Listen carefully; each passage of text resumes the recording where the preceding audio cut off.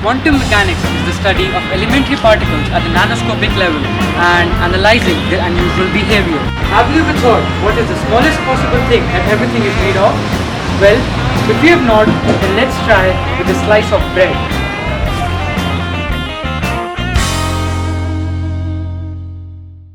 It doesn't seem like a very good idea, right? But luckily, scientists have already found out, so let's go check it out. Consider this to be an atom, this to be the nucleus which has the proton and the neutron, and finally these to be things inside the proton and the neutron, which I'm going to reveal soon. Now many of you might be knowing what's inside an atom: an electron, proton, and a neutron. But what's inside a proton and a neutron?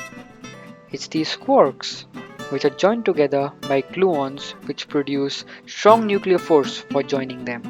Gluons also join the proton and the neutron. Now let's know about the standard model of elementary particles. It tries to describe the behavior of matter particles and the different forces of nature with an exception of gravity. There are two types, fermions and bosons. Fermions are further divided into two types, quarks and leptons. There are 6 types of quarks: up, down, charm, strange, top and bottom.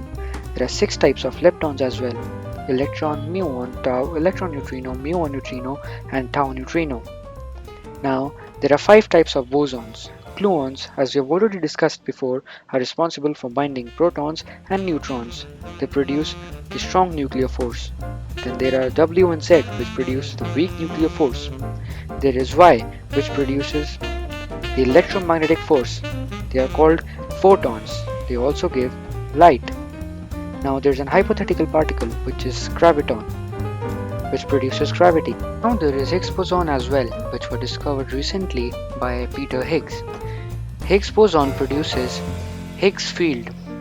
The matter particles react with this Higgs field and generates mass.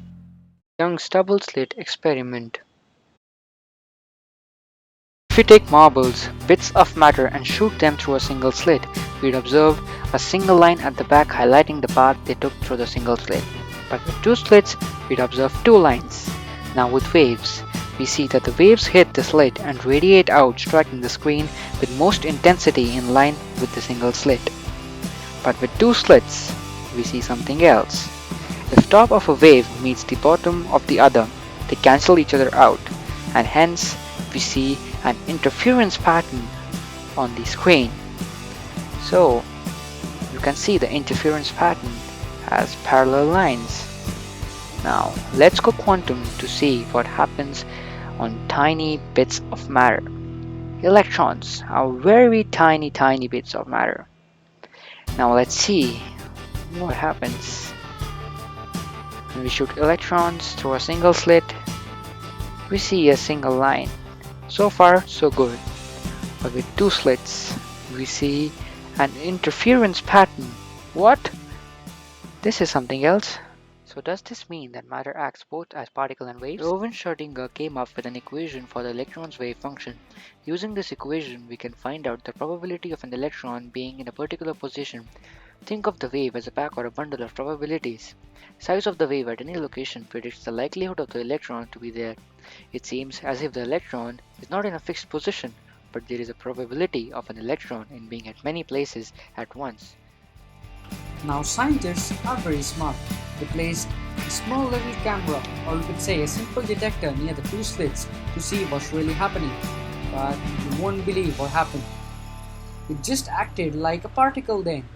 Its wave function collapsed, and there were two lines formed at the back on the screen. So isn't that surprising? Schrödinger's cat and the law of superposition. Schrödinger's cat is a thought experiment designed to show the law of superposition.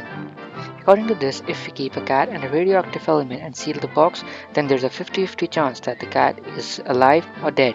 So we say that it's both alive and dead, so both the cases are in superposition.